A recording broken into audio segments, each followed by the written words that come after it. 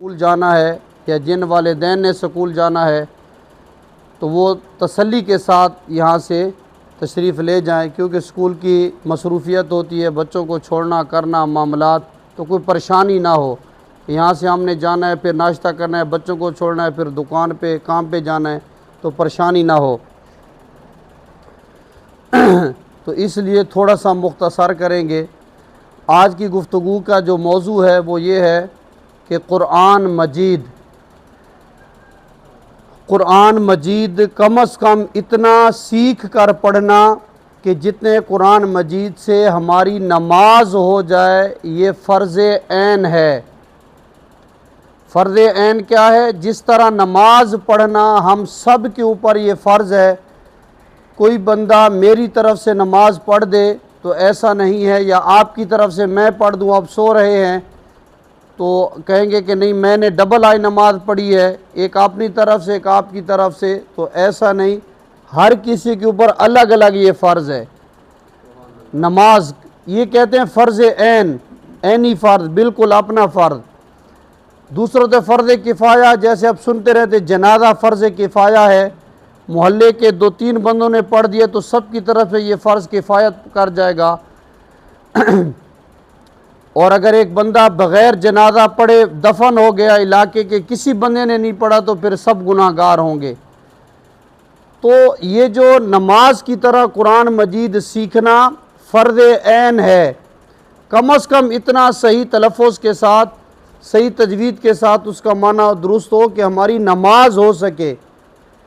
ये मसला हमने आसानी के साथ सुन लिया कि ठीक है सीखना फ़र्ज़ ऐन है, और हमें तो सूरह इखलास आती है, कुल हुवल्लाहु अल्लाहु समद लम यलिद वलम यूलद वलम यकुल लहू कुफुवन अहद, अल्लाहु अकबर, ये हमें तो आती है। तो ये सूरह इखलास कुरान का हिस्सा है, तो लिहाजा हमारा तो काम चल गया कि हमने सीखा हुआ है कुरान मजीद। देखिए कोई भी सिस्टम है आप सीखते हैं बाकायदा, ये वाहिद कुरान मजीद ऐसा है कि हम सीखते नहीं हैं, और जो बचपन से माँ बाप की तरफ से और बचपन से जो है हमने पढ़ा है, बस वही हमारे लिए काफ़ी है।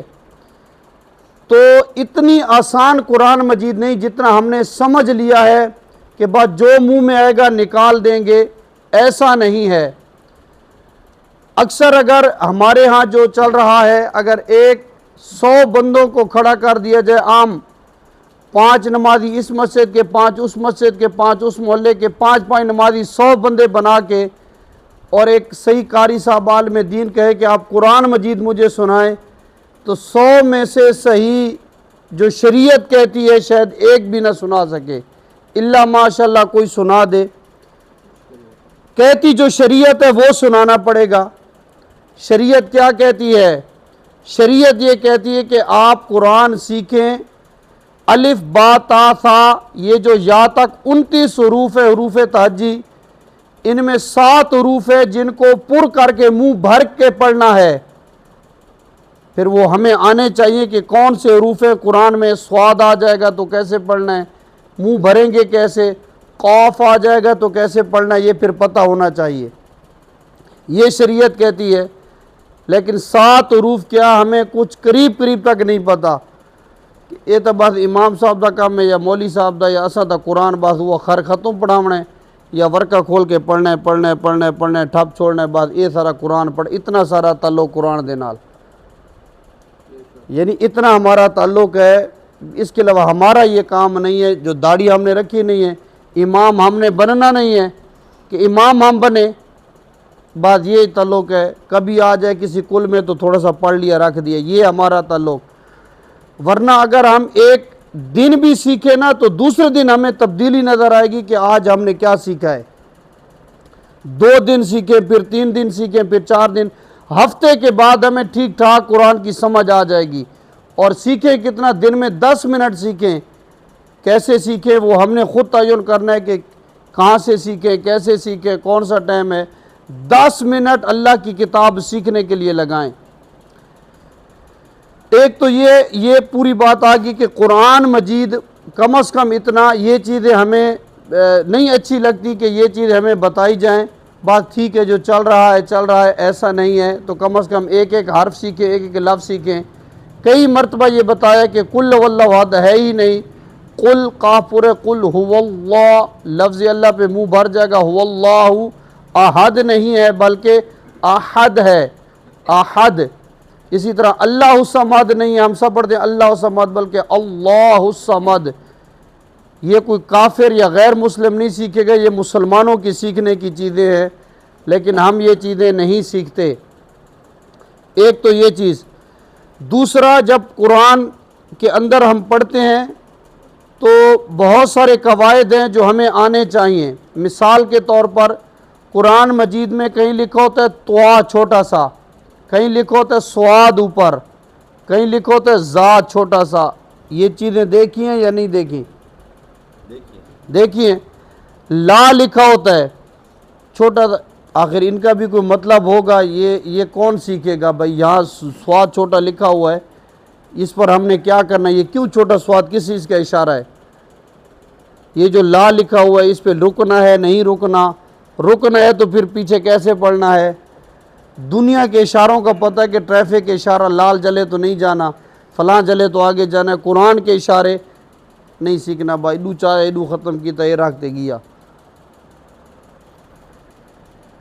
गल समझ आती भाई? ये जैसे ला लिखा हुआ, ला का मैंने नहीं भाई, इधर नहीं रुकना, इधर आप पढ़ते जा रहे हैं। फ़र्ज़ करे कोई भी आयत है, आप वहाँ रुके हैं तो फिर वहीं से शुरू करना पड़ेगा। इतना साख्तों का मैं ला कर रुकना, ये तर्जमा गलत हो जाएगा। जैसे हम कहते हैं उर्दू के अंदर, अरबी भी ज़बान है, उसका भी तर्जमा है। हम कहते हैं तू मत उठ, रुक गए, फिर कहते हैं कि बैठ जा। तू मत उठ, रुक गए, यानी कि क्या कहना चाह रहा है कि भाई तू उठ नहीं, बैठा ही रहे। हम कहते हैं कि तू मत उठ, यहाँ वक्फ किया, बैठ जा। और अगर हम यहाँ वक्फ नहीं करेंगे, फ़र्ज करें तू मत उठ बैठ जा, यानी पहले वाली बात हम नहीं, तो वाकई तू बैठ। इसी तरह कोई भी ज़बान है, उसके अंदर जब दरमियान में रुकेंगे नहीं, पता नहीं चलेगा।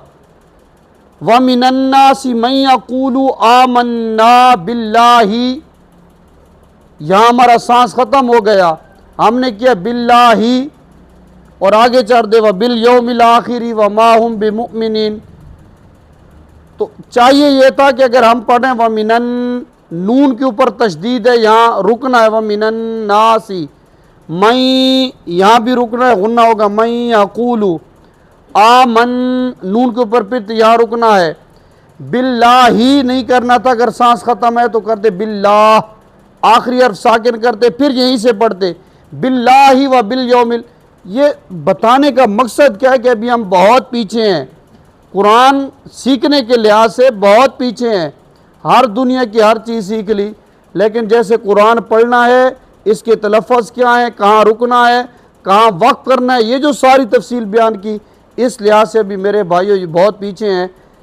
और उसके बाद ये तो कुरान पढ़ने और मामलात के हवाले से, फिर कुरान के जो अहकाम हैं वो अलग हैं।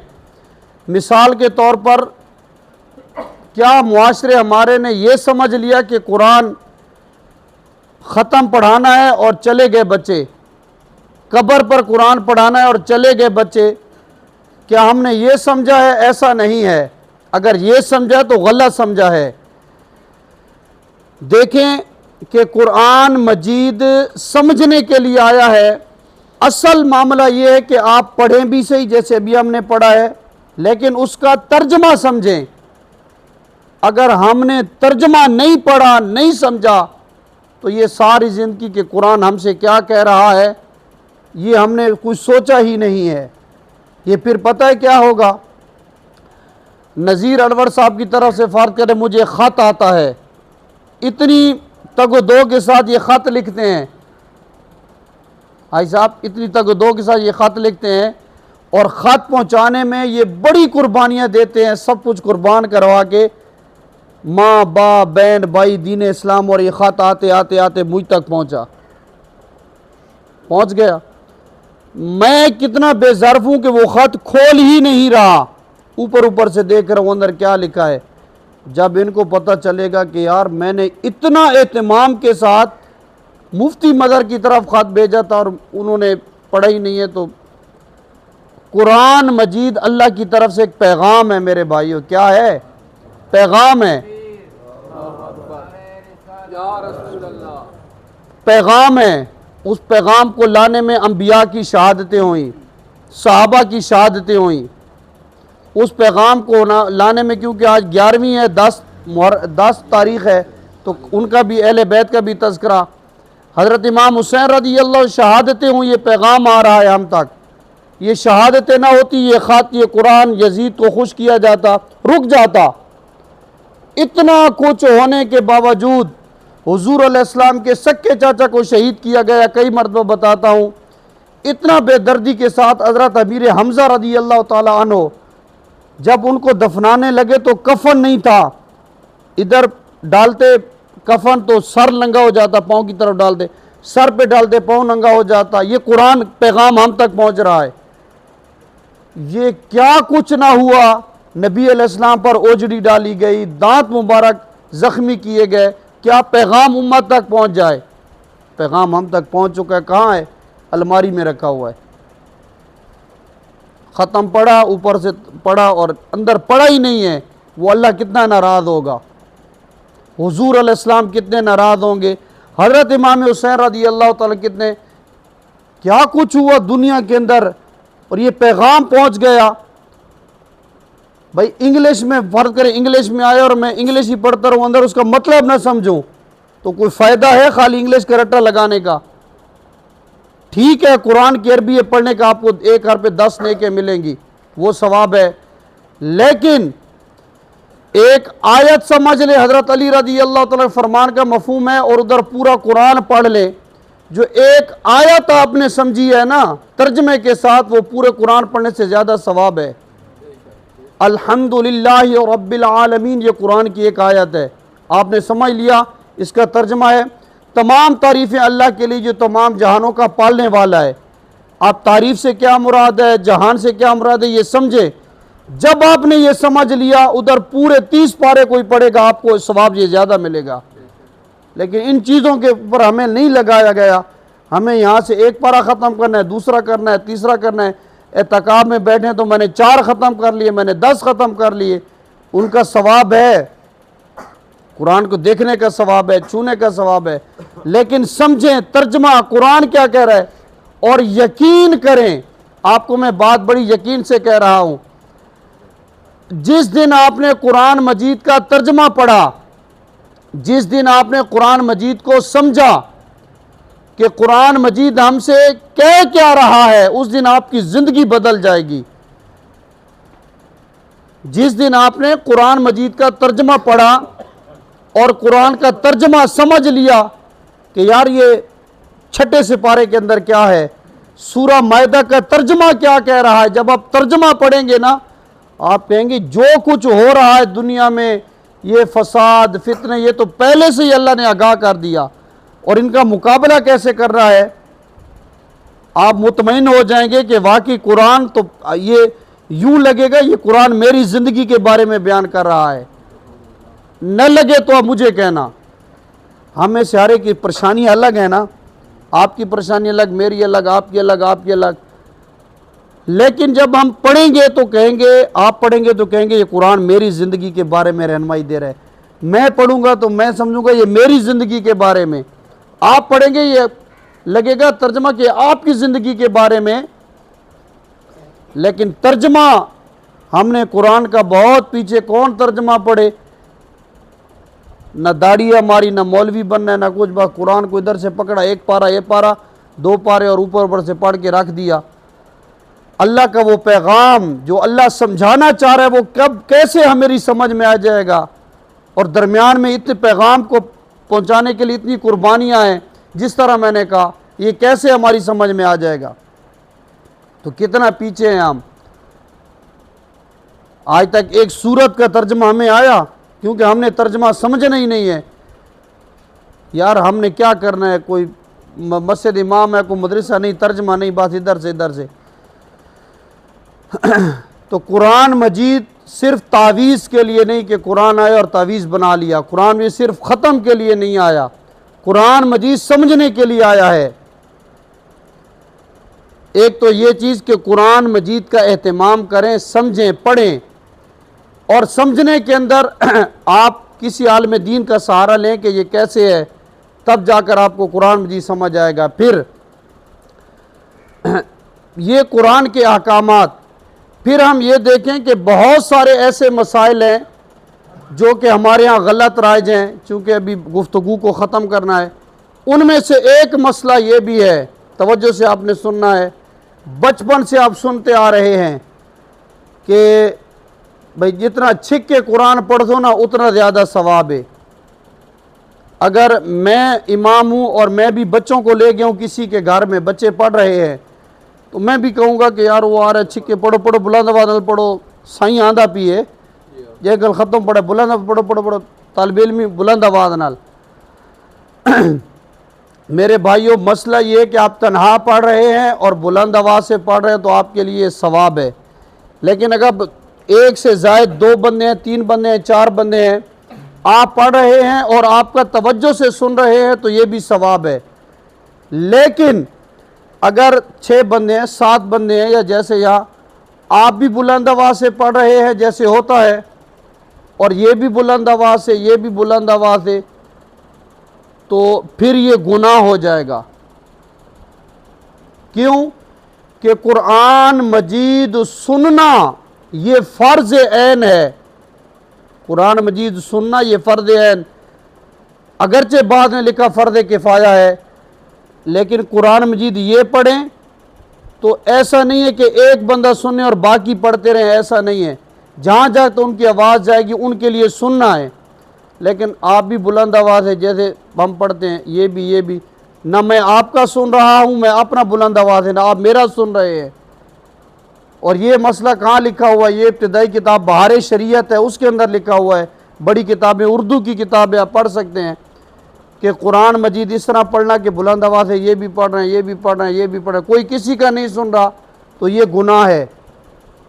कितने कुल्लों के अंदर यहाँ से भी आवाज़ आती होती, कुल की महफिल मुस्तहब अमल, और उसके अंदर जब सब बुलंद आवाज़ से पढ़ते हैं कोई नहीं सुनता।